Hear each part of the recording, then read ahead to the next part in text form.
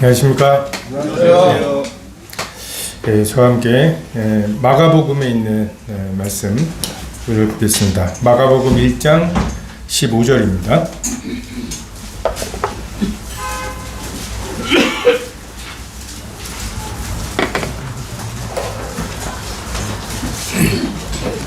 마가복음 1장 15절 같이 읽겠습니다. 마가복음 1장 15절 시작. 가라사대 때가 찼고 하나님의 나라가 가까이 왔으니 회개하고 복음을 믿으라 하시더라. 첫날 말씀을 시작하면서 구원에 대한 세 가지 오해에 대해서 말씀을 드렸습니다. 첫 번째 오해가 우리는 구원 받고 싶어 한다 라고 하는, 사실 우리는 성경에서 말씀하시는 구원을 가장 두려워하는, 정말 하나님께서 인도해 주시지 않으면 우리는 구원을 못 받을 뿐만 아니라 구원을 받고자 하는 마음도 갖기 어려운 그런 자들입니다. 근데 우리가 구원을 받고 싶다고 착각을 하고요, 또 구원이 쉬운 거라고 착각을 합니다. 오전에도 말씀드렸지만 노아의 방주에 들어가는 것이 쉬우냐 어려우냐의 질문처럼 구원이 쉽다는 말도 거짓말은 아니죠. 근데 자연인으로서 정말 10억 중에, 또는 그 당시 최대로 잡은 인구 100억 중에 그 방주의 문으로 들어간 사람이 8명에 불과할 만큼 구원을 받는 것은 쉬운 일이 아니고, 그렇다고 어려운 일도 아니고 불가능한 일입니다. 내가 그런 마음을 갖게 되고 정말 그런 믿음을 갖게 되고, 그러니까 이게 잘못되어 있다라는 사실을 깨달아서 그 구원을, 나에게 구원을 좀 해달라고 구하기까지가 사람으로서는 할 수 없는 일입니다. 사람으로서 할 수 없고 하나님께서 하시죠. 그러니까 이게 나에게 소망이 되는지, 그러니까 나는 할 수 없다, 하나님이 하실 수 있다, 이게 달콤하게 들리는지, 기쁜 소식으로 들리는지, 아니면 내가 관여되지 않은, 나랑 상관없이 이 일들이 진행된다는 것에 대해서 불안한지, 이것에 따라서 믿음의 차이가 나오는 것 같아요. 만약에 제가 봉고차에서 자다가 깜빡 잠들었다가 일어났는데 옆에 어떤 깍두기 머리 있죠? 조폭 같은 사람이 운전을 하고 어디 가요? 그러는데 몰라도 돼, 이러면 얼마나 불안하겠어요? 근데 자다가 일어났는데 어디가? 그랬는데 운전하는 사람이 나를 사랑하는 오빠야. 그 오빠가 어디가? 라고 묻는데 몰라도 돼 라고 말하면 대사는 똑같잖아요. 어디가? 몰라도 돼. 근데 이 운전하는 사람을 내가 신뢰할 수 있느냐 없느냐에 따라서 몰라도 된다는 게 기대가 되기도 하고 굉장히 불안하기도 한, 그러니까 하나님께서 우리와 상관없이, 나의 어떠함과 상관없이 하나님께서 하나님의 구원의 길들을 이끌어 가신다는 말을 들을 때 우리가 어떠한 마음이 드느냐, 이게 하나님의 주권과 내가 화해가 됐느냐 아니냐의 차이죠. 세 번째로, 구원받기 위해서 우리가 해야 될 일이 없다, 믿기만 하면 돼, 너는 해야 될 일이 없어, 할 수 있는 일도 없어 라고 우리가 이야기합니다. 근데 오늘 읽은 본문의 말씀처럼 하나님께서는 우리에게 회개를 말씀하시죠.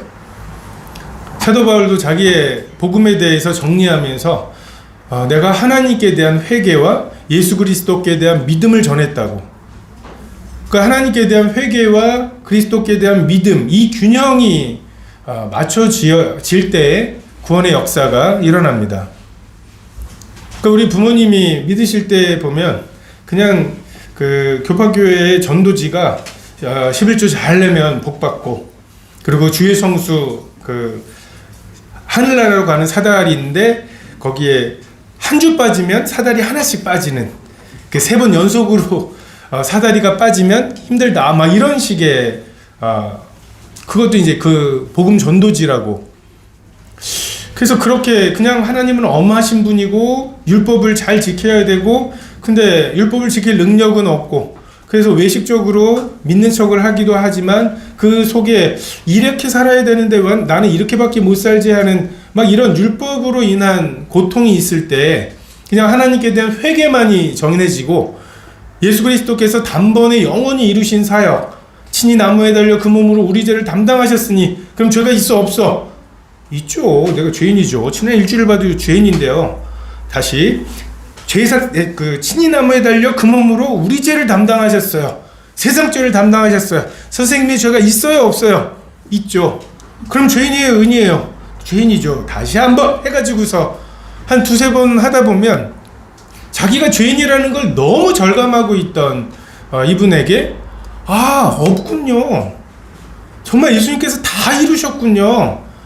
이 하나님께 대한 회개에 예수 그리스도께 대한 믿음의 균형이 맞아지는 순간에 굉장한 역사들이 있었죠. 근데 이제 어느덧 저를 비롯해서 모임의 2세대, 3세대 이 학생들, 청년들에게는 이것만 전해지고 있어요. 하나님께 대한 믿음만, 회개가 없이 그냥 예수님 믿기만 하면 돼. 믿는 게 뭐예요? 영접하는 자 그 이름을 믿는 거잖아. 영접하는 게 믿는 거야. 영접은 또 뭐예요? 내가 문 밖에 서서 두드리노니 문을 열고 내 음성을 듣고 문을 열면 내가 그에게로 들어가 그로 더불어 먹고 나는 그는 나로 더불어 먹으리라. 그래서 어느덧 믿음은 영접이고 영접은 영접 기도가 돼버린. 처음에는 정말 이 말씀을 깨달았으면 예수님 내 마음에 들어와 달라고 기도하라고 시켜요. 그러다가 내 기도 따라하라고 시켜요. 따라도 안 하니까 나중에는 아멘만 하라고. 1+1처럼 그 아들 예수 그리스도의 십자가의 보혈, 그것으로 되어진 복음이 너무 싸구려로 전해지고 있고 가치를 모르고 있고 하나님께 대한 회개가 없는 채로 내가 얼마나 죄인인지도 모르는 채로 나는 그 죄를 계속 짓고 싶은 채로 예수님을 믿기만 하면 구원을 받는다고 하는 이런 잘못된 구원의 방식들이 지금 교회를 어렵게 하고 구원에 감격이 없잖아요. 여러분 우리 모임이 뭐가 있습니까? 목사님이 드라이브를 걸어요? 누구 왔는지 안 왔는지 체크해요? 헌금 낼 때 이름 쓰고 내십니까? 이 거듭남의 감격이 없는 이 에너지가 없는 것을 우리가 뭘로 대신할 수 있습니까? 저는 우리 모임의 가장 좋은 점 중에 하나가 성령님께서 역사하시지 않으면 그 주로 딱 티가 나요. 티가 팍팍 나요. 좀비처럼 못 돌아다니고 성령님이 뭔가 생명력을 주시고 자원함을 주시고 감동을 주시지 않으면 그냥 이번 주 다음 주가 아니에요. 이번 주 당장 뭔가 티가 나는 거. 저는 이게 굉장히 우리 모임의 장점이라고 생각을 합니다. 정말 하나님이 역사하시지 않으면 그날로 문을 닫는 교회, 이게 가장 좋은 교회죠. 하나님이 함께 하시는 그 사람들, 그게 교회인데 그게 없는데 이렇게 썩은 냄새 나는 시체들이 돌아다니는 거나 마찬가지잖아요. 믿기만 하면 된다. 그렇습니까? 성경에 그렇게 복음을 전하는 사람들이 있었나요? 사복음서에 다 기록되어 있는 사건이 몇 가지 있습니다. 십자가의 사건도 있고요. 오병이어의 사건도 있죠. 근데 사복음서 다 기록되어 있는 사건 중에 하나가 침례 요한에 대한 이야기입니다. 말라기서에 메시아에 대한 약속을 하시면서 약속하신 게 엘리야가 올 거라고. 그가 아버지의 마음을 자녀에게로 돌이키게 할 거라고. 우리가 이 침례 요한의 회개의 역사를, 사역을 잊어버리고 예수님께서도 때가 찼고 하나님의 나라가 가까이 왔으니 회개하라고. 그리고 누가복음에도 죄사함을 얻게 하는 회개의 침례에 대해서 말씀하시죠. 우리가 지금 전하는 식으로 예수님이 네 죄를 위해서 돌아가셨으니까 죄가 있어 없어? 없어요. 없으면 의인이야 죄인이야? 의인이에요. 의인이면 천국 가 지옥 가? 천국 가요. 날짜 써. 이렇게 해가지고서 구원을 만들어내는 게 성경에 어떤 말씀을 근거로 하고 계십니까? 또는 아들을 믿는 자는 영생이 있고, 아들 안에 영생이 있다고 막 성경책 속에다가 볼펜 껴고, 자, 이게 아들이고 이게 영생이야 해가지고 영생. 그러면 아들을 믿는 것은 영생을 갖는 거야. 외워야 되는. 이것은 성경에서 전혀 이해를 찾을 수 없는 그런 구원의 방식입니다. 그러니까 우리 부모님에게 하나님께 대한 회개에 대한 균형이 치우쳐 있던 우리 부모님 세대에 예수 그리스도께 대한 믿음의 균형을 맞춰줬던, 그것으로 역사가 일어났던 때 방식을 그냥 화석이 됐어요. 그래서 이 방식만 남았습니다. 그래서 믿기만 하면 된다고 하면서 그냥 마치 구원받은 다음에 자기 마음대로 살아도, 우리 침례 상담할 때 심지어 어떤 데에서는 지금 나가다가 사람을 죽였어. 그럼 너 지옥 가 천국 가. 구원의 영원성에 대해서 강조하느라고 사람을 죽이면 어떻게 되냐고 묻고, 그래도 천국 간다고 대답해야 정답이 되는. 그렇습니까? 정말 성령님을 모시고 있는 사람이 살인을 계획하고 실행하고 하는 것을 다 했는데, 그 사람에 대해서 우리가 잘못 분별했다고 보는 것이 합당하지, 그 사람도 천국 간다고 말하는 것이 과연 성경적입니까? 열매로 나무를 안다고 말씀하시는데, 미국의 테텔레스타이 교회라는 데가 있었어요. 테텔레스타이, 다 이루었다라는 원어죠. 그 교회에서 6명인가를 연쇄살인한 사람, 그 사람이 사형 선고를 받고 사형을 당하고, 그래서 이제 장례식을 하는데 그 교회 목사님이 천국에 가 있을 거라고. 왜? 전에 와서 영접 기도를 했기 때문에. 그게 성경에서 말씀하시는 구원입니까? 그냥 티켓이에요? 침례 요한도 회개에 대해서 말씀하시고, 회개하고 돌이켜 죄 없이 함을 받으라. 이게 사도들의 가르침이었어요. 죄사함을 얻기 위해서 회개하라고. 구원받기 위해서 우리가 할 게 없다고요? 성경은 회개하라고 말씀하십니다. 회개하십시오. 돌이키십시오. 하나님께로 돌아오십시오. 이건 하나님이 하셔야 될 일은 우리가 해요. 너 구원 받은 거라니까. 아니에요. 나는 너희로 회개하게 하기 위하여 물로 침례를 주지만 내 뒤에 오시는 이가 능력이 많으시니 그는 성령과 불로 침례를 주실 거다. 우리가 해야 될 일은 침례 요한의 사역입니다. 회개하라고. 광야에서 외치는 자의 소리로 하나님의 계획은 이러하다. 이게 하나님의 기준이라면 그 기준 앞에 너는 어떠냐? 네가 봤을 때 하나님의 정답이신 예수 그리스도가 십자가에 못 박아 죽여야 될 그런 분으로 보인다면, 나중에 심판대 앞에서 그분을, 예수 그리스도를 기준으로, 그것을 정답지로 내 삶을 평가한다면, 내 가치관을 평가한다면 몇 점이 나오겠냐고. 내가 수능 보고서 정답지를 체크했는데 빵점이에요. 그러면 이 정답지로 내 시험지를 평가 채점하면 몇 점이 나오겠습니까? 이것에 대해서 우리가 준비하지 않으면 교회 놀이하다가 가는 거예요. 일주일에 한 번 와서 놀아드리고, 대신에 문 나가면서 따라 나오시나 보고, 일주일은 내 맘대로 살고, 그냥 우리의 종교성만 조금 토닥거려 가면서 하는, 그 먹지도 못할 그 빨간 벽돌 쪼아가지고서 고춧가루 만든 것처럼 먹지도 못할 것, 하나님이 받음심직하지도 않은 것, 그냥 그걸로 그냥 놀고 있는, 소꿉놀이를 하는 이것에 불과합니다. 예수님의 복음 굉장히 단순하죠. 때가 찼다고 말씀하십니다.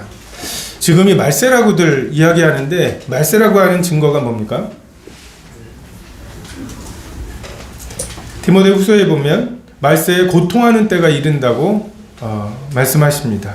디모데후서 3장 말씀 같이 보시겠습니다.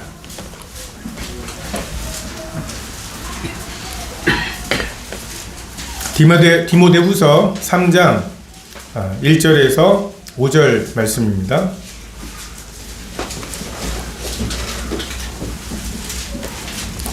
같이 읽으시겠습니다. 3장 1절입니다. 내가 이것을 알라.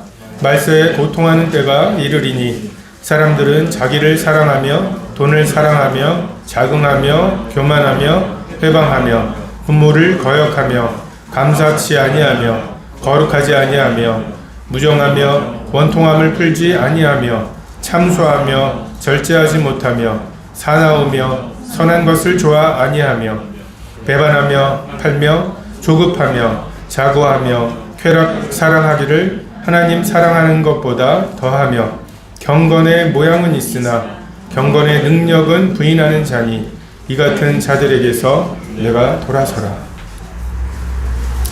자기 사랑이 있습니다.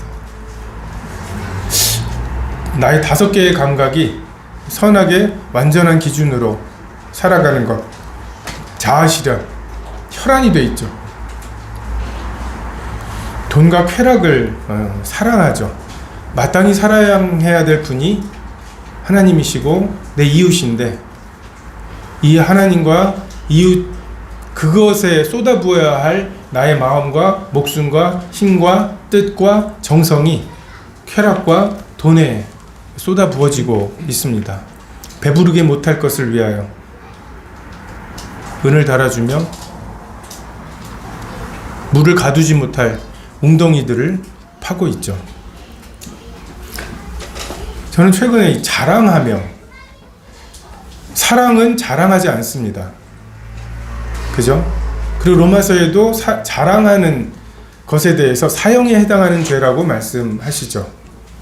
하나님께서 우리에게 구원을 은혜로 믿음으로 주시는 이유가 자랑할 수 없게 하시는, 여러분 이 자랑이라고 하는 것이 하나됨을 못하게 만듭니다. 우쭐하게 하고 다른 사람에 대해서 판단하게 되고. 근데 자랑이 완전히 봉인이 풀렸어요. 그냥 그 SNS와 막 인스타그램과 막 자랑할 수 있는 정말 각각이 무슨 방송국인 것 같아요. 그리고 자기가 먹은 거, 여행 간 거, 연애하는 거. 그래서 연애하면서 여행 가서 먹은 거. 요게 그냥 자기가 살아있다라고 하는 어떤 근거예요. 나 이렇게 잘 살아. 너는 어떻게 살아? 라고 하면서 그것으로 누군가가 상처받을 거라는 것을 알죠.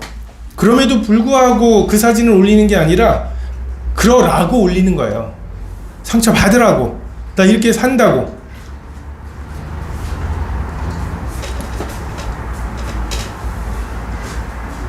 원통함을 풀지 않는, 요즘 보면 드라마에 그런 게 많이 나오는 것 같아요.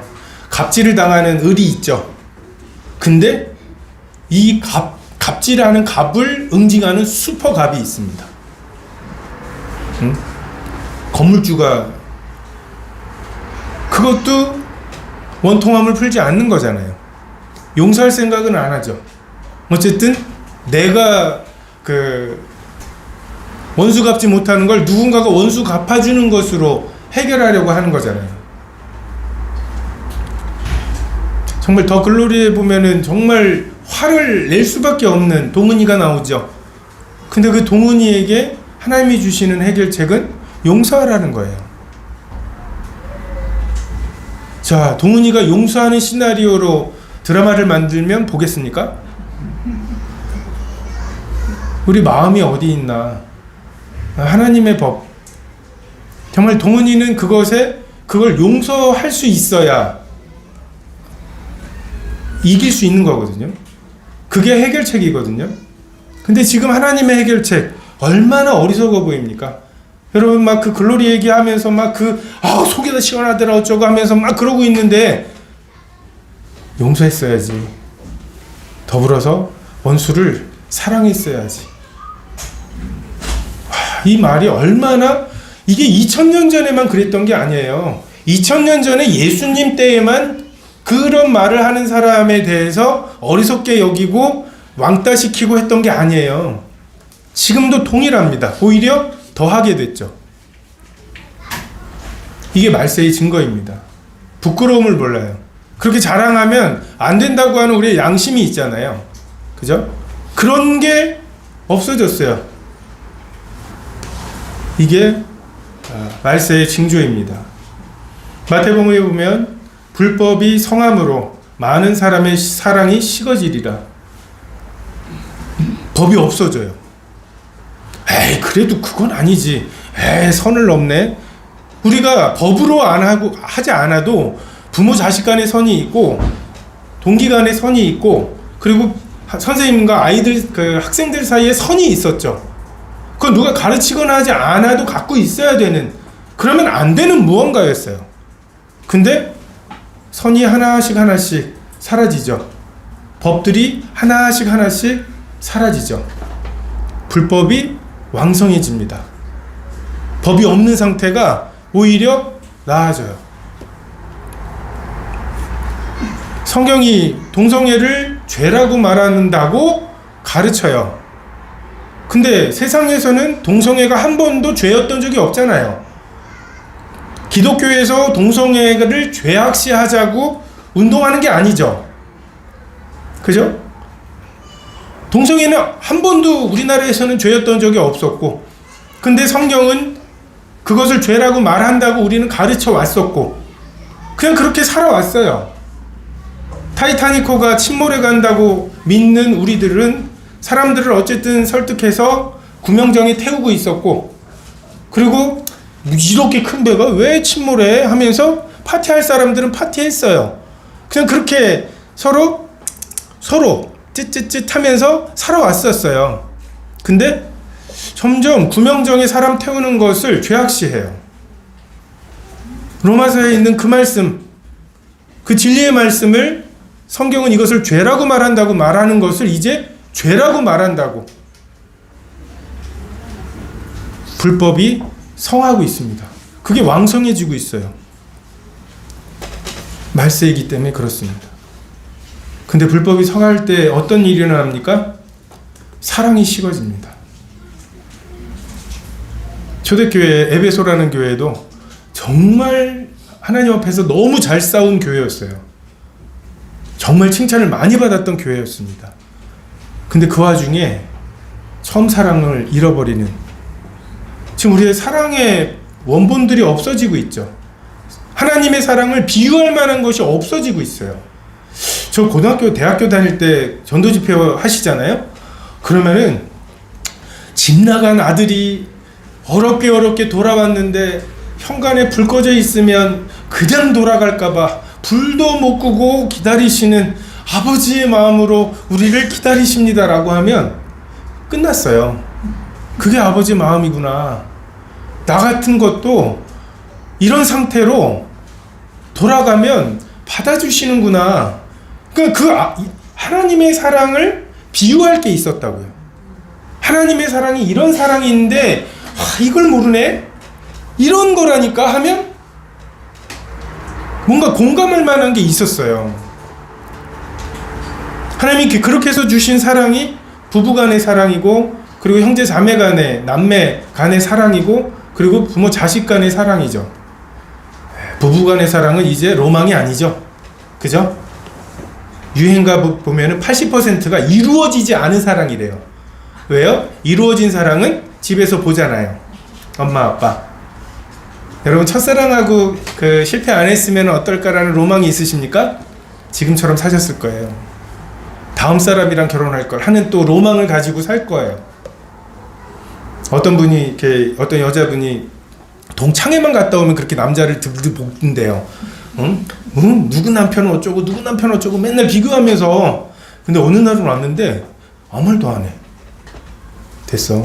근데 뭔가 화가 난 것 같긴 해요. 근데 뭔지 말을 안 해.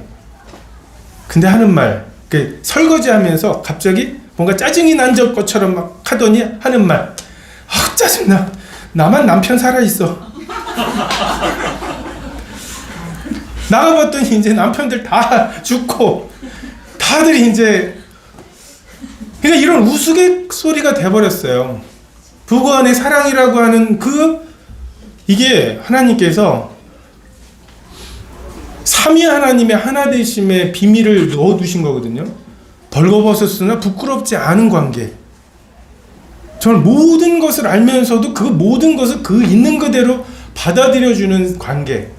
이게 부부간의 관계 속에 담아두신 하나님의 사랑의 모습인데, 이게 그냥 이렇게 조롱당하고 있어요.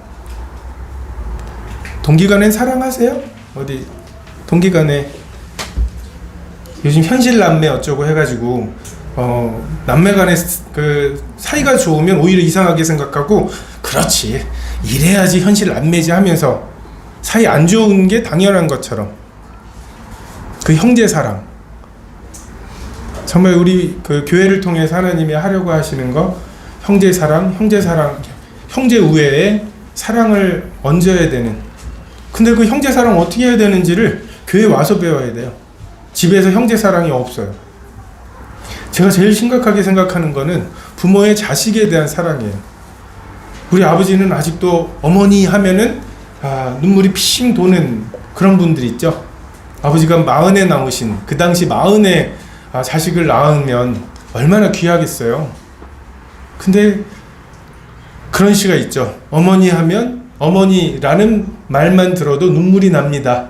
우리 아버지는 그 시를 보시면서 또 눈물이 그렁그렁 하시는. 근데 전에 한번 뉴스에 어떤 엄마가 남편을 마중 나간 사이에 돌아와 봤더니 아들 둘이 죽어 있는 거예요. 근데 막 섬뜩하게도 제 마음에 저거 엄마 아니야? 아니, 제 마음에 그냥 그게 떠올랐어요.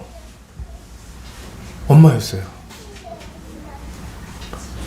그러니까 어머니, 부모님의 사랑, 엄마의 사랑, 그 아버지 하나님의 사랑, 이것으로 하나님의 사랑을 표현하고 비유해야 되는데, 이런 사랑들이 하나하나 식어져 가고 있습니다. 이게 마지막 때의 증거예요. 때가 찬 하나님께서 멸하시기로 작정하셔서 하나님의 역사를 거두어 가시는 나라, 거두어 가시는 사회, 거두어 가시는 가정의 모습입니다. 정말 두려워할 일이에요. 돈이 없는 게 문제가 아니에요. 사랑이 사라져가는, 큰 자가 작은 자를 섬기고 내가 먹는 것보다 정말 그 먹는 모습이 더 뿌듯하고 흐뭇한 이런 관계들이 그 어느 곳에서도 없는, 이게 말세의 증거입니다. 하나님은 오래 참으시지만 그분의 거룩함의 속성이 끝까지 모른 척 하시진 않아요. 노아의 홍수 때 120년을 기다리셨지만 어느 날 방주의 문이 닫힙니다. 그분이 열어놓으신 동안 누구도 닫을 수 없고요. 그분이 닫으시면 그 누구도 열 수 없는 하나님이 정하시는 때가 있습니다. 태초에 하나님이 천지를 창조하셨던 것처럼 때를 정하시는 하나님의 주권이 있습니다. 하나님의 나라가 가까이 왔다고 말씀하시죠. 하나님의 나라는 천국, 하나님 하늘나라. 우리는 이것에 대해서 극락의 개념과 구별할 필요가 있습니다. 하나님 나라의 가장 중요한 것은 하나님의 완전한 다스리심이죠. 태초에 천사들이 반란을 일으켰습니다. 근데 그 반란은 평정이 되었죠. 진압이 되었습니다. 그때 하나님께 반역했던 천사들이 하늘에서 쫓겨나서 이 지구에 쫓겨나 머물게 되었고, 하나님께서 그 중에 일부를 남기시고 무저갱에 가둬두셨죠. 뜻이 하늘에서 이루어졌습니다. 하나님께서는 지금 그 하나님의 통치, 하나님의 나라가 땅에서도 이루어지도록, 정말 하늘에서는 하나님이 말씀하시면 그대로 되고 보시기에 좋은, 이것이 완전하게 진행되고 있는데, 지금 이 우주에서, 이 지구에서만 하나님이 말씀하시는데, 그래요? 제가 왜요? 라고 말하고 있는 거예요. 하나님이 이름을 부르시는데 얼굴 찡그리고, 이게 뭐 우주적으로 그런 게 아니에요. 하늘에서의 뜻은 이루어졌다니까요. 이 땅에서 이루어지지 않고 있고 하나님께서 그 일을 위해서 아들을 이 땅에 보내셨습니다. 우리 계시록에 있는 말씀 몇 구절 보겠습니다. 계시록 19장에 있는 말씀입니다.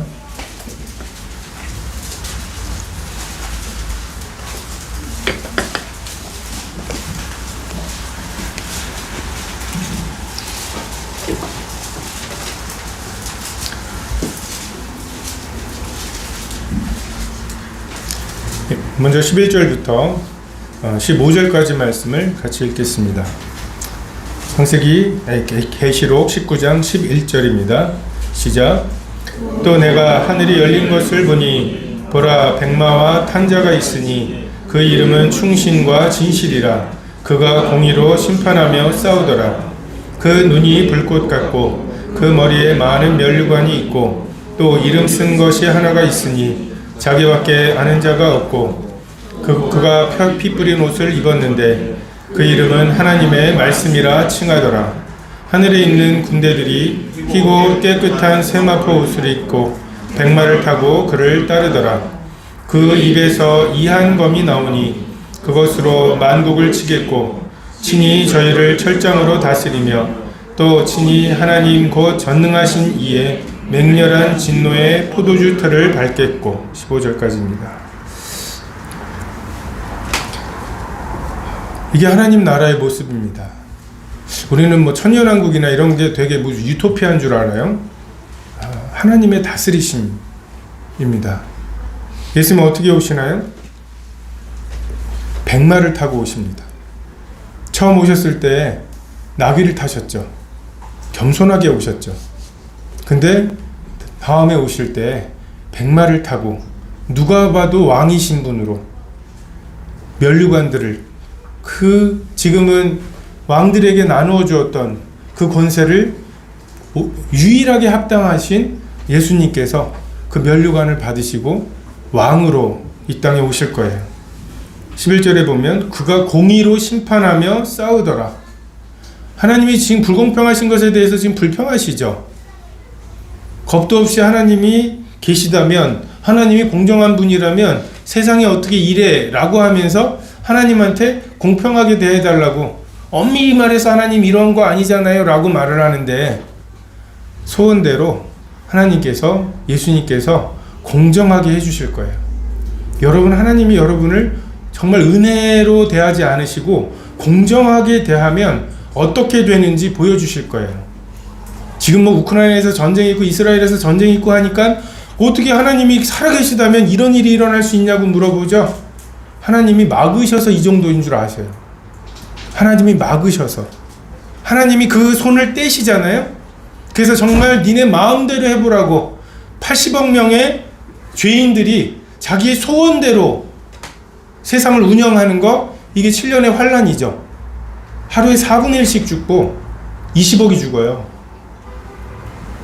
지금 무슨 테러 나가지고 5,000명, 6,000명 죽으면은 그게 하나님이 계시다면 어쩌고 이따위 소리를 하고 있는데, 정말 하나님이 보호하시지 않으면, 하나님이 80억 명의 자기 그 자아 실현을 하려고 아득바득하고 있는 이 재료를 가지고 하나님이 그래도 이 정도 살만하게 유지시켜 주시는 거예요.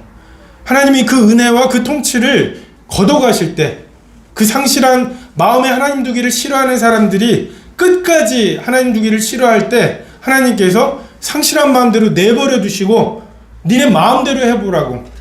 그래서 교회를 소환하시고, 전쟁 시작 전에 하는 게 그거죠. 대사들을 소환합니다. 그러면 더 이상 메시지가 오고 갈 수도 없고, 그럼 전쟁이에요. 하나님께서 교회를 소환하시는 거, 이제 그리스도의 몸된 교회가 하나님께 그 빛과 소금의 역할을 통해서 그 극악한 이기심으로 똘똘 뭉쳐있는 이 나라가, 이 세상이 더 악해지거나 더 극악해지지 않도록 막으셔 왔는데, 하나님께서 그거를 소환하시고 네 소원대로 해봐라, 니네 마음대로 해봐라, 내가 없으면 더 낫겠다고 하면서 기회를 주시는 거예요. 감사하게도 7년으로 그것을 한정하셨기 때문에 살아남는 사람들이 있어요. 하루에 20억이 죽고요, 또 하루에 3분의 1씩이 죽는, 이게 원래 우리가 당해야 마땅한 거예요. 근데 하나님이 참고 계신 거죠. 아직 그렇게 업신여김을 당하시면서도 그 은혜를 거두지 않으시기 때문에 그러신 거죠. 공평하지 않다고 말하는 사람들에게 하나님이 정말 공평함으로 대하실 거예요. 여러분, 우리는 하나님에게 불공평함을 구해야 되는 사람들이에요. 공의로 저를 대하지 마시고 내가 행한 대로 나를 대하지 마시고 아들 예수 그리스도의 의로움으로 나를 대해달라고. 말이 됩니까? 예수님은 그 의로운 삶을 사셨고 그렇게 하나님께 순종하셨고 나는 이렇게 불의한 삶을 살았고 이렇게 불순종하는데 하나님이 나를 이 예수님처럼 대해 주신다는 게 그게 공평한 겁니까? 우리는 이 불공평함이 없으면 살아 있을 수가 없어요. 근데 이 겁도 없이 나 행한 대로, 내 행위대로 나를 심판해 달라고요. 나 변호사 필요 없어요. 라고 말하는 사람들에게 변호사 없는 심판을 당하게 하시고 공의로 심판하신, 그 눈은 불꽃 같다고, 그 머리에 많은 면류관이 있고 피 뿌린 옷을 입었다고 말씀하세요. 하늘에 있는 군대들이 희고 깨끗한 세마포 옷을 입고 백마를 타고 그를 따르더라. 하나님께서 이 땅을 침공하실 거예요. 백마를 타고 그분이 오실 뿐만 아니라 그분의 군사들과 함께 이 땅을 치러 오실 거예요. 공의롭게, 공정하게.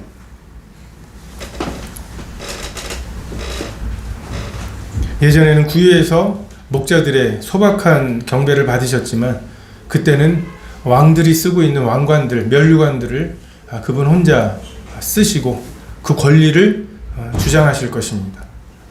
장차 모든 무릎을 꿇게 하시고 모든 입으로 예수를 주라고 시인하게 하실 거예요. 여러분은 한 번은 예수님을 주라고 시인해야 돼요.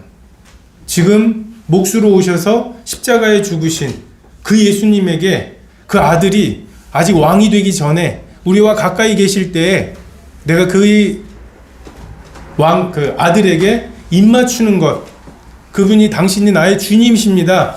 장차 왕이 되실 것입니다. 라고 고백하든지 아니면 그분이 왕이 되신 후에 끌려 나와서 억지로 그 고백을 하든지. 사탄도 예수님에 대해서 이분이 왕이라고 고백하게 될 거예요. 모든 입으로 예수를 주라 시인하고 모든 무릎을 예수의 이름 앞에 꿇게 하신다고. 투항하면 살려주겠다. 이게 복음이라니까요. 피 묻은 옷을 입고 오실 것입니다. 여러분, 이런 예수님에 대해서 여러분 익숙하십니까? 여러분이 머리에 떠올리는 예수님은 어떤 분이에요? 4대 성인이라니까 무슨 공자 정도 되는 그런 나이 많은 이런 예수님, 저보다도 한 20년은 젊은 분이에요. 33살이셨어요. 독사의 자식들아. 이게 예수님이 하신 말씀이에요. 아니, 유대인들에게 독사가 어떤 의미였겠습니까? 우리가 창세기 3장 봤잖아요.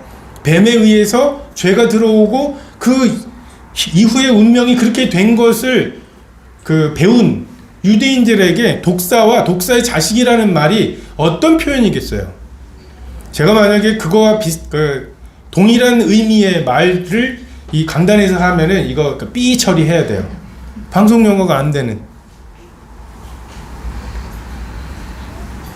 예수님 그런 분 아닙니다. 그렇게 그냥 아프니까 청춘이지 이러면서 그냥 옥황상제처럼 그냥 그런 분으로, 그런 분 아니에요. 우리가 예수님의 모습 중에 나한테 좋은 모습 있죠. 그런 모습을 발라내요. 이게 뭐 하는 짓입니까? 나의 선악의 기준으로 예수님마저도 예수님의 마음에 드는 부분, 부담스러운 부분을 쪼개요. 그래서 예수님의 마음에 드는 부분만으로 예수님이라는 우상을 만들죠. 참 속기 쉽습니다. 왜요? 예수님 섬기고 있거든요.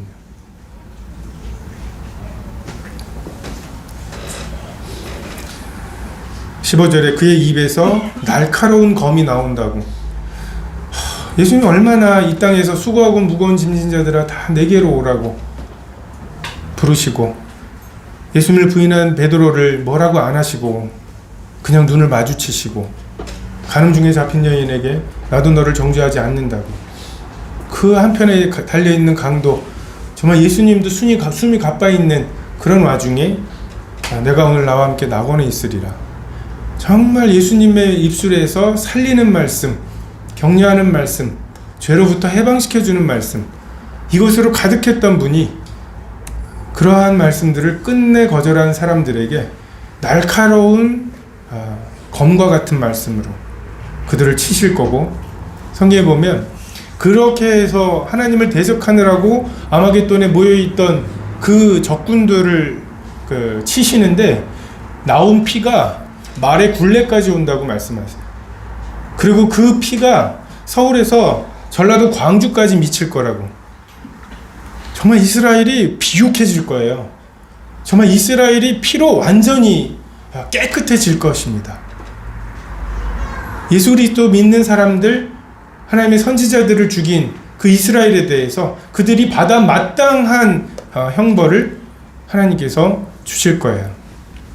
이 싸움의 관건은 내가 백마를 타고 주님과 함께 서 있느냐, 아니면 주님과 맞서고 있느냐, 이것에 달려 있을 것입니다.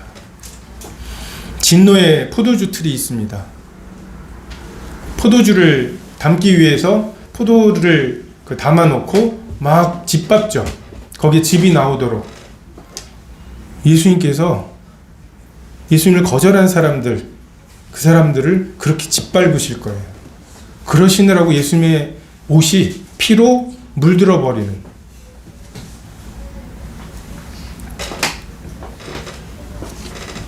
한 번도 예수님, 하나님께서는 우리를 공의로 대하신 적이 없습니다. 그 증거가 우리가 살아있다는 거죠. 노아의 홍수 때에도 여자의 후손을 주시겠다는 약속을 스스로 기억하셔서 8명을 남기셨죠. 한 번도 하나님의 공의를, 죄에 대한 진노를 그대로 드러내신 적이 없고, 진노 중에라도 긍휼을 잊지 않으셨어요. 근데 이때에는 아무것도 섞인 것이 없는, 여러분의 소원이잖아요. 나 은혜 필요 없어요. 공정하게 해주세요. 겁도 없는 우리들의 소원대로 하나님이 공의롭고 공정하게 우리가 받아 마땅한 죄의 대가를 치르게 하실 거예요. 아무것도 섞인 것이 없는 그것을 받고 나서야 얼마나 많은 은혜가 있었는지 알게 될 것입니다. 하나님의 통치는 철장이라고 나오죠. 쇠뭉둥이에요. 하나님의 다스림에 익숙하지 않은 사람들, 그 사람들에게 하나님의 통치는 너무 답답할 거예요. 옛날에는 그래도 술도 있고 담배도 있고 그랬다는데 하면서, 공의가 하수같이 흐른다고 말씀하시죠. 물이 바다를 덮음같이 여호와의 영광을 인정하는 것이 온 땅에 충만한 거 좋으십니까? 그게 어떤 사회겠어요? 어떤 세상이겠어요? 하나님의 통치가, 하나님의 주권이 기쁘지 않은 사람들에게.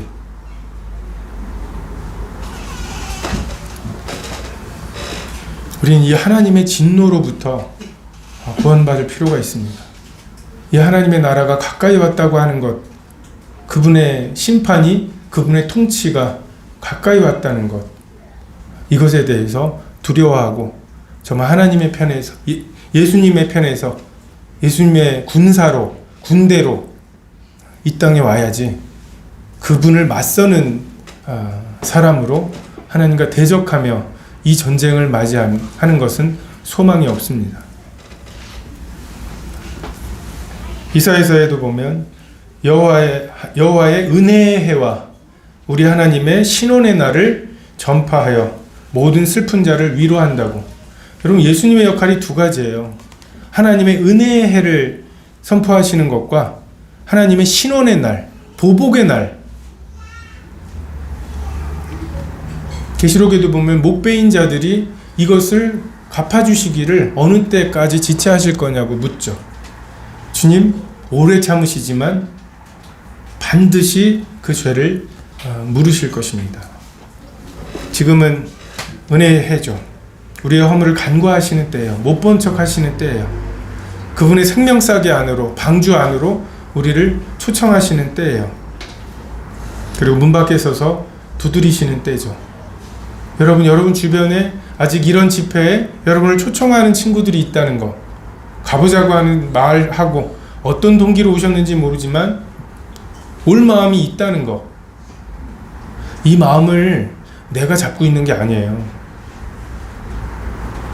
하나님께서 문을 두드리시기 때문에 혼돈하고 공허하고 흑암이 깊음 위에 있을 때 하나님의 영이 수면 위를 운행하시면서 닭이 알을 품듯이 쪼아가면서 그 알이 부화할 수 있도록, 이 하나님의 은혜의 때를 권리로 생각하지 마세요. 언제든 내가 열어드리면 되지. 내가 조금 더 할 거 하고 그 다음에 열어드리면 되지. 주권자는 하나님이십니다.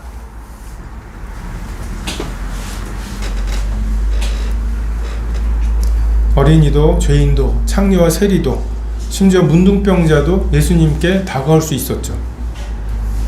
문둥병자가 사람들을 피해서 예수님 앞에 와서 어쨌든 고침을 받으려면 이걸 벗어야 되잖아요. 그때 예수님께서 이러시면 그 많은 사람 앞에 문둥병자가 왔다는 것만으로도 큰 문제가 생기는 거예요. 근데 어쨌든 예수님 앞에 와서 이렇습니다 라고 하면 해결해 주실 것 같은 분이었어요, 예수님이. 근데 장차 보복하시는 하나님, 보복의 하나님으로 오실 것입니다. 항복하고 토항하면 살려주시겠다고 하는 최후 통첩을 무시하고 반역의 칼을 내려놓지 않은 모든 사람에 대해서 날카로운 검으로, 그리고 하나님의 진노의 포도주 틀을 밟으시면서 하나님 너무 흡족해 하실 거예요. 하나님은 그 일로 너무 흡족해 하실 것입니다. 이런 하나님 낯서신가요? 그렇다면 여러분이 하나님이라는 우상을 섬기고 계셨던 거예요. 하나님의 아들이신 예수 그리스도, 그분에게 전가된 우리들의 죄, 그 죄를 십자가에서 그렇게 취급하시는 하나님이시잖아요.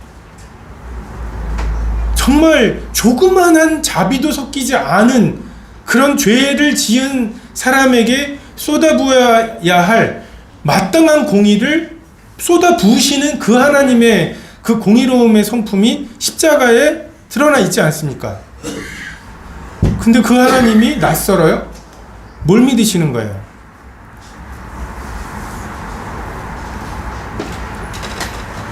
베드로후서에 보면 이제 하늘과 땅은 그 동일한 말씀으로 불사르기 위하여 간수하신 바 되어 경건치 아니한 자들의 심판과 멸망의 날까지 보전하여 두신 것이라.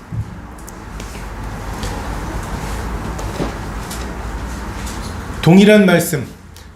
노아의 홍수 때에도 하나님께서 홍수를 내리신 게 아니에요. 반대예요. 하나님께서 말씀으로 홍수가 내리는 것을 120년간 막으셨어요. 원래 120년 전에 노아가 방주를 짓기도 전에 홍수가 내렸어야 마땅해요. 근데 하나님께서 자신의 공의를 힘입으시고 자신의 약속을 기억하셔서 노아가 방주를 짓는 120년 동안 물이 떨어지는 것을 막고 계셨죠. 이제 그 동일한 말씀으로 하늘에서 불이 내리는 것을 막고 계시다는 거예요. 간수하고 계시다는 거예요. 지금 하나님께서 불을 쏟아내라 라고 말씀하실 필요가 없어요.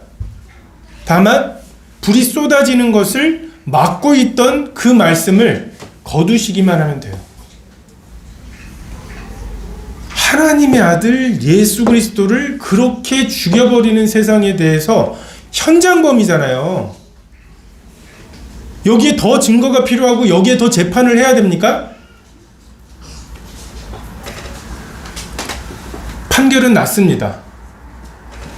정죄는 이것이니 빛이 세상에 왔으되 자기 행위가 악함으로 빛 가운데 오지 아니하는 사람과 자기 행위가 하나님 앞에서 행한 것임을 나타내려고 하나님께로 나는 사람 갈라지죠.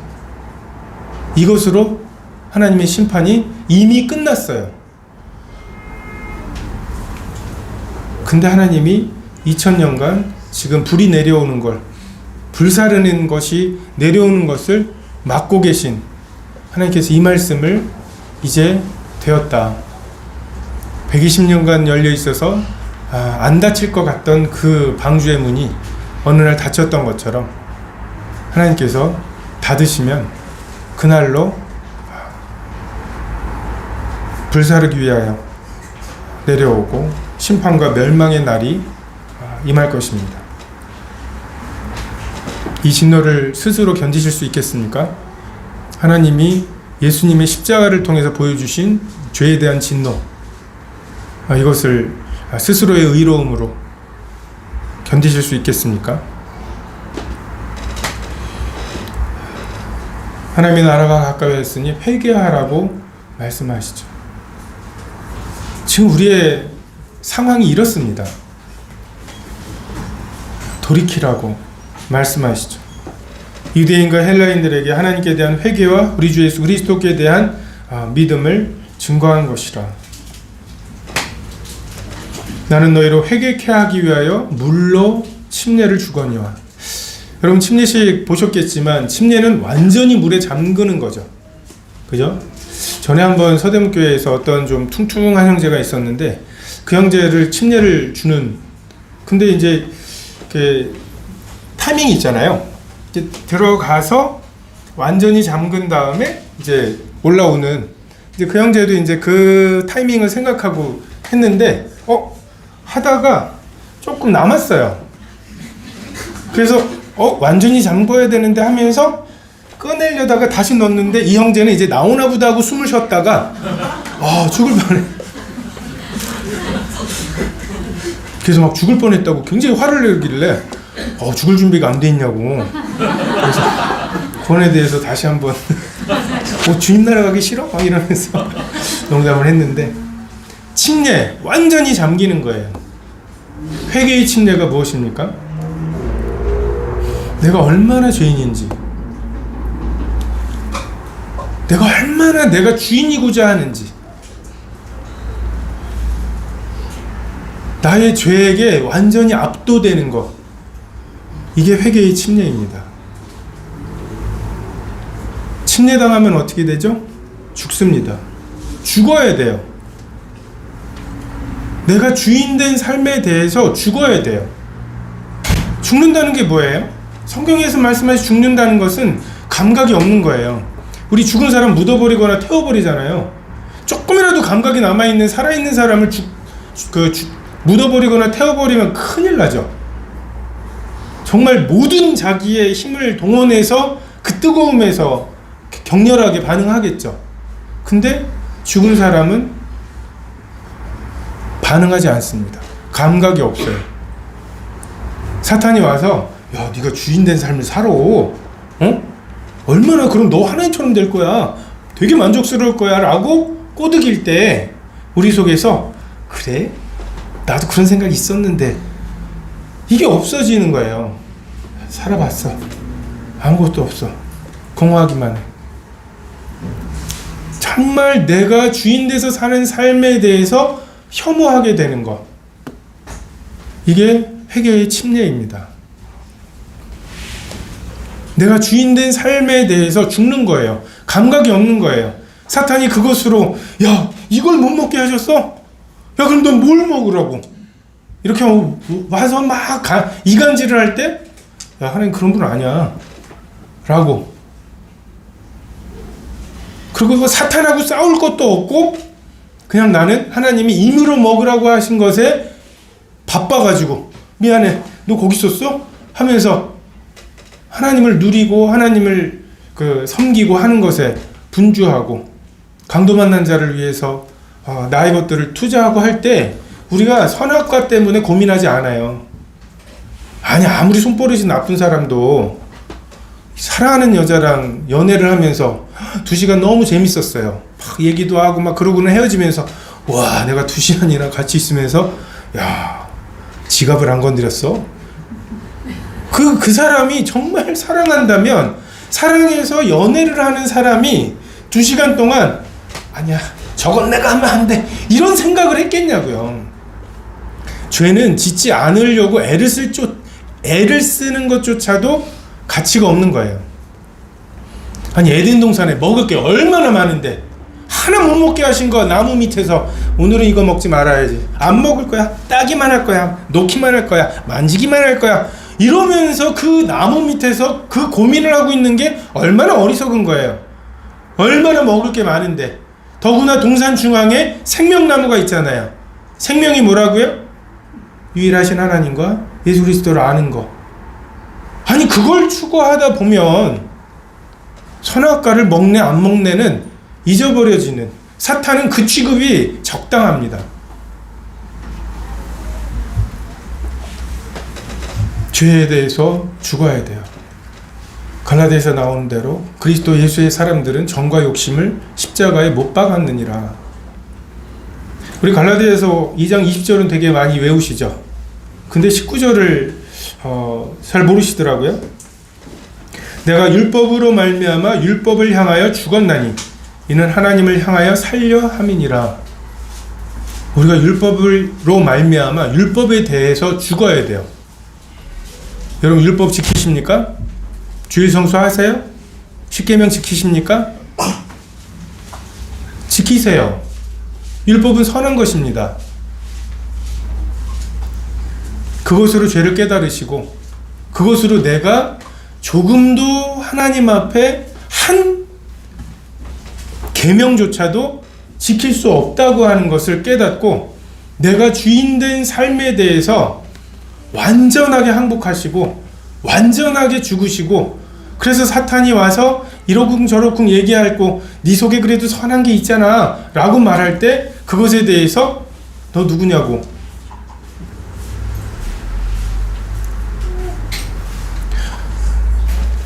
여러분 이래야 건강에 좋아요.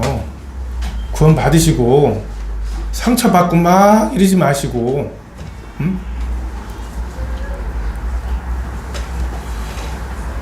그리스도의 부활이 이루어지려면 먼저 죽어야 합니다. 얼마나 죽어야 되나요? 예수님처럼 그렇게 죽어야 돼요. 십자가에 못 박혀서 피와 땀으로 그리고 이미 죽었는데 거기에 창을 던져서 물과 피를 다 쏟은 기절했다라고 할 수는 없을 지경까지 그 예수를 부활케 하신 하나님이 우리도 동일하게 살리시리라. 이게 예수님의 죽으심과 부활에 담겨있는 하나님의 구원의 방법입니다. 거듭남이 뭐예요?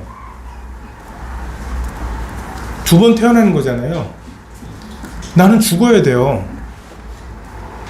죄와 연합되어 있는 내가 죽고 부활할 때 그리스도와 연합된 내가 살아서 나오는 거, 이게 성경에서 말씀하시는 거듭남이고 이게 갈라디아서 2장 20절이잖아요.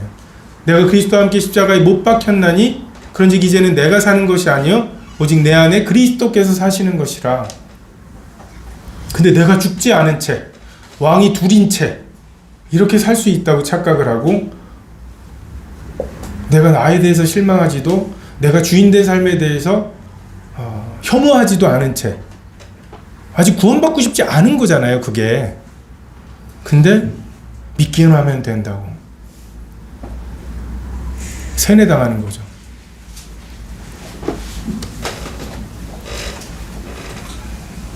성령의 침례가 있습니다. 죄가 나를 압도해서 나는 더 이상 가망이 없다고 생각할 때 딱 탕자가 아버지 집으로 돌아가면서 갈 때는 신나게 갔어요. 가고 싶었던 데니까. 그래서 그렇게 멀리 온 줄 모르고 갔어요. 근데 돌아오다 보니까 내가 이렇게 멀리 왔나? 하면서 이쯤 되면 나와야 될 텐데, 근데 아직 거리가 멀 때, 저는 그 탕자의 비유에서 제일 감사한 게 그거예요. 아직 거리가 멀 때, 아직 상거가 멀 때 아버지께서 달려 나오셔요. 이 탕자는 아버지가 달려 나와서 쫓아내시면 어떡하지? 저런 노인네가 있었나? 가만히 보니까 나 때문에 팍싹 늙은 아버지예요. 그 아버지가 달려 나오시는데 내가 아버지한테 한 짓이 있고 아버지 재산 가지고 가가지고 다 말아먹은 게 있고 이러니까 어때요? 도망갈까 하는데 배고프죠. 그래서 내가 하늘과 아버지께 죄를 얻었사오니 아버지의 아들이라 일컬음 받기를 감당치 못하겠나이다. 나를 품꾼의 하나로 써주세요. 이거를 그냥 외워가지고서 품꾼의 하나로는 써주시지 않을까라는 이 신락 같은 아버지의 성품에 대한 그냥 그 신뢰를 가지고 쫓겨나더라도 너 같은 게 어디 네가 나한테 한 말을 생각해봐 이렇게 해서 쫓겨나더라도 밥은 주고 쫓겨내지 않으실까, 이런 마음으로 아버지를 지금 막 전전긍긍하면서 아버지 달려나오시는 아버지를 맡고 있는데, 아버지가 쫓아내시는 게 아니라 그 돼지랑 먹이 갖고 싸우느라고 돼지 냄새에 쩔어 있는 이 아들을 끌어안으시잖아요. 내가 너를 쫓아내겠다가 아니라 내가 너를 다시는 놓치지 않겠다고 하시면서 끌어안으시잖아요. 아직 이 아들 그 탕자가 그 대사도 못했어요. 준비했던 대사도, 내가 하늘과 아버지께 죄를 얻었어 이 말도 못하고 있을 때, 그리고 뭐 그 대사를 하거나 말거나 그 냄새나는 탕자에게 입을 맞추고 이미 준비해 놓은 아들의 옷을 입히시고, 아들은 계속 그냥 품꾼이 하나 옆에서 쭝을대는데 들리지도 않아요. 소잡아라 뭐 어쩌고 해서 막 잔치 준비를 하시고, 압도하시는 은혜죠. 압도하시는 사랑이고 압도하시는 긍휼입니다.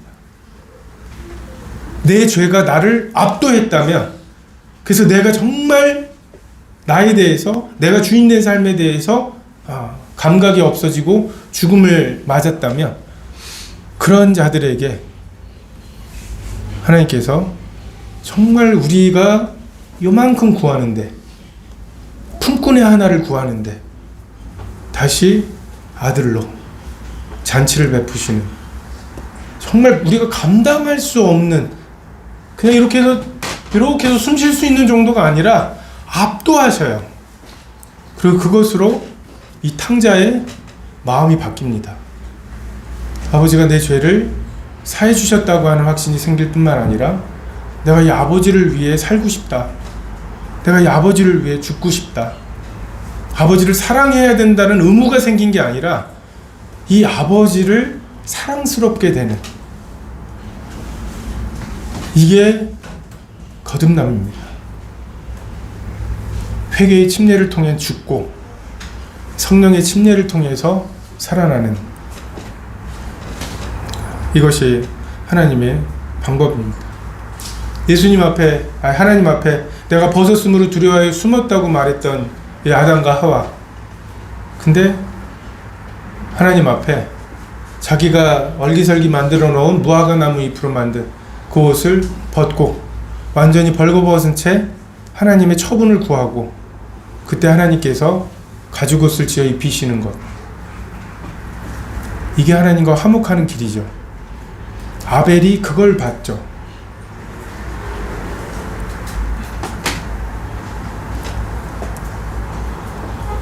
벗었으므로 두려워하여 숨었던 자들에게 아들의 영을 주셔서 이제 하나님을 거룩하시고 무소부지한 하나님이 아니라 아빠라고 부를 수 있게 하셨다고, 아빠 아버지라 부르게 하셨다고.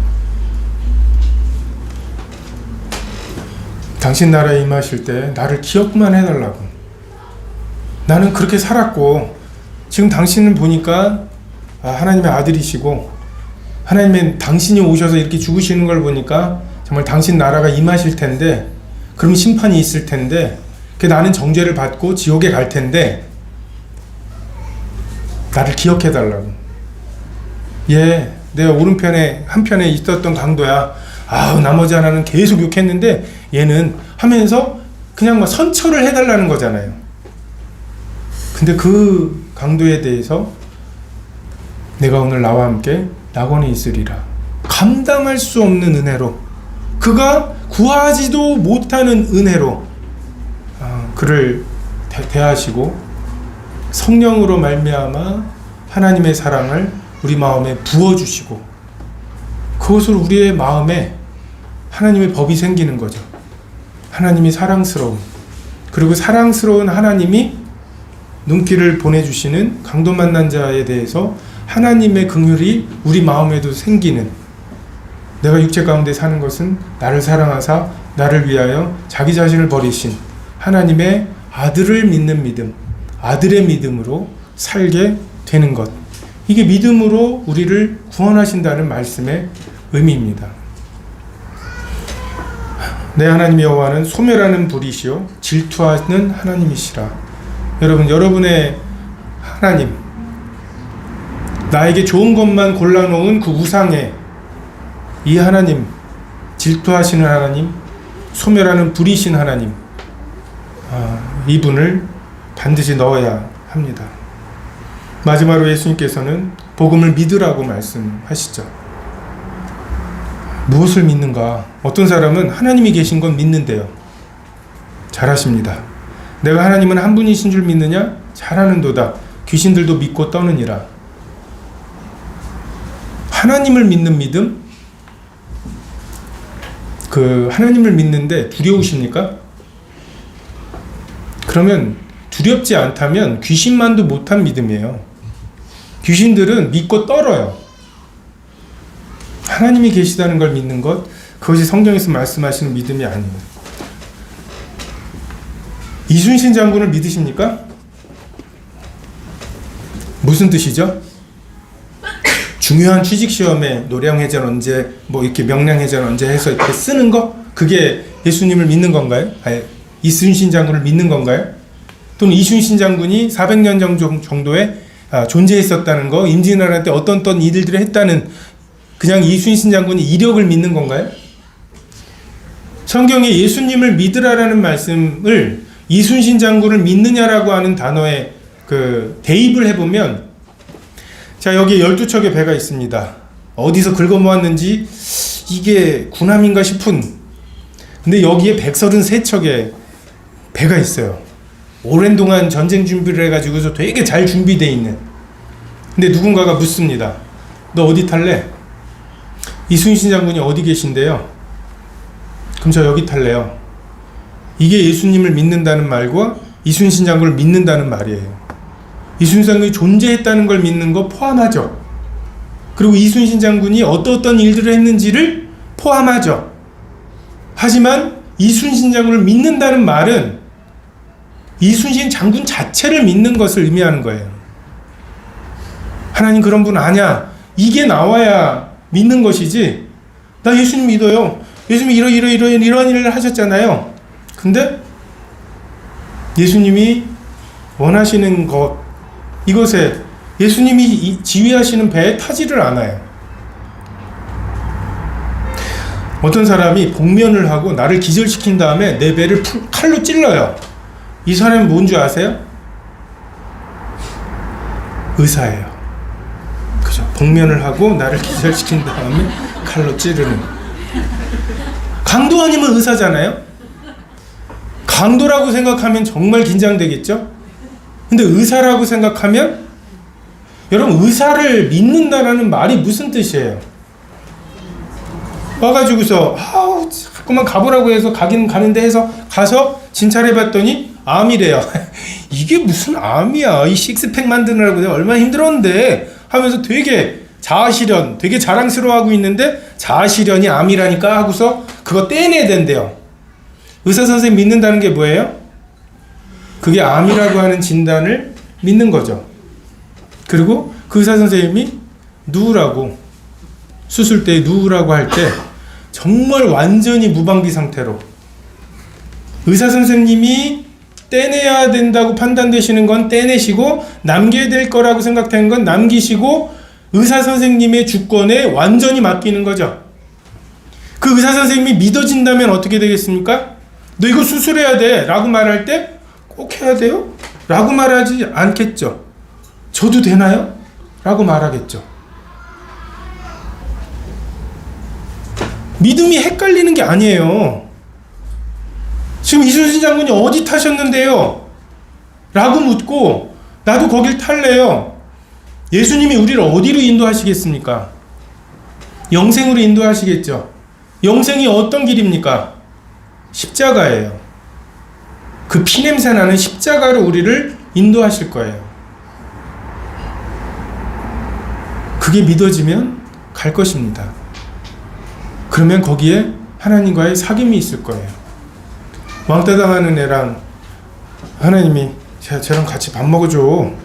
아우, 쟤랑 같이 밥 먹으면 저도 왕따 돼요 막 하면서 하다가 내가 그 왕따 내린 애랑 밥을 먹어요. 그리고 걔 때문에 저도 같이 왕따가 돼요. 근데 어느 날 밥 먹으러, 난 이제 학교에서 걔랑 나 둘밖에 친구가 없는데 걔가 갑자기 너 먼저 먹어 뭐 이래요. 낌새가 이상해요. 나중에 보니까 왕따 시키는 애들 편에 붙은 거예요. 이제 나 혼자 남았어요.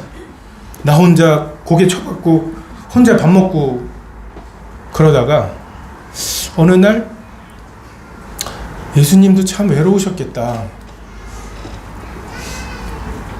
예수님의 심정 한 구절을 알게 되는 게 그게 영생이에요. 하나님이 우리를 그렇게 인도하실 거라고요. 근데 그 단계마다 믿어져야 갈 거 아니에요. 처녀한테 아들을 낳는다고 하지를 않으시나. 대책도 없죠. 아, 걱정하지 마.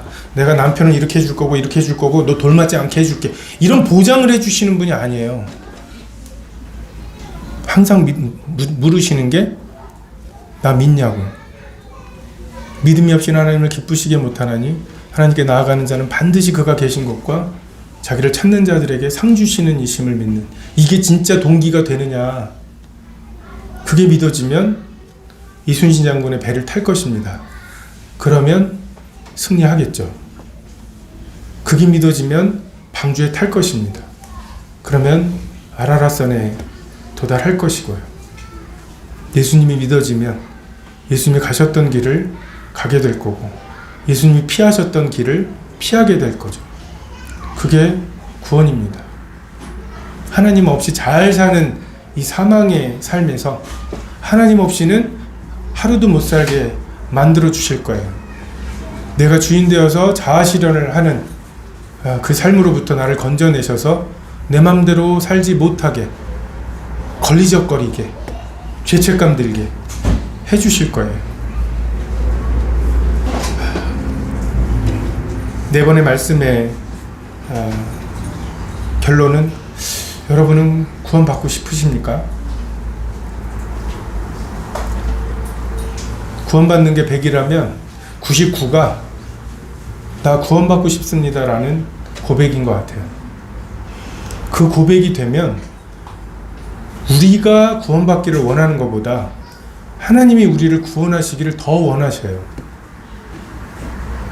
여러분, 여기에 계작도 하나 놓고, 자, 스마트폰 때문에 구원받기 어려우신 분들 나오세요 해가지고 엄지손가락 자른다고 하면 나오시겠어요?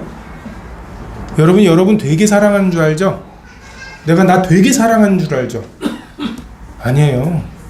이거 안 잘라요. 예수님 십자가에 못 박히셨잖아요. 이게 여호와의 열심입니다. 왜 하나님이 구원 안 받은 사람들을 멸하시는 줄 아십니까? 구원받고 싶은 사람은 다 구원받기 때문에 그렇습니다. 그것에 실패한 적이 없으신 분이에요.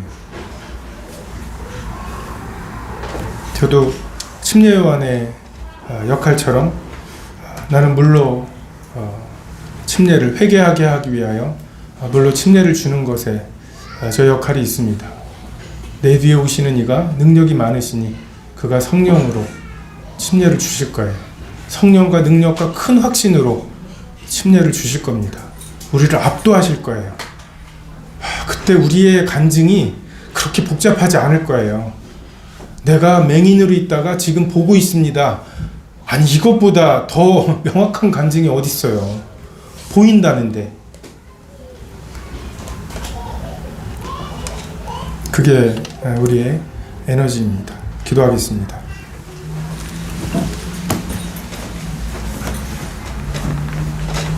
때가 찼고 하나님의 나라가 가까이 왔으니 회개하고 복음을 믿으라.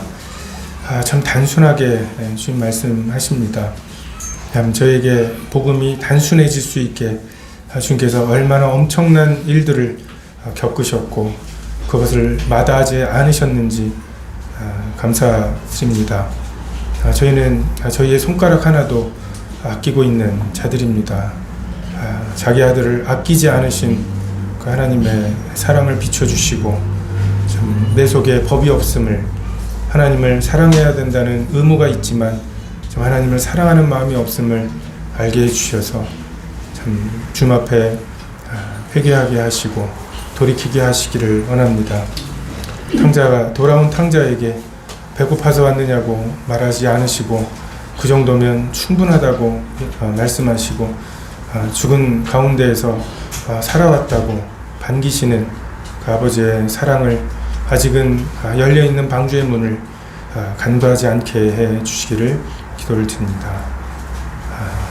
정말 이 말씀을 그 마음에 남겨주시고 그 말씀으로 그 진리로 거룩하게 해 주시기를 간절히 구하며 이 모든 우리 예수 그리스도의 이름으로 기도했습니다.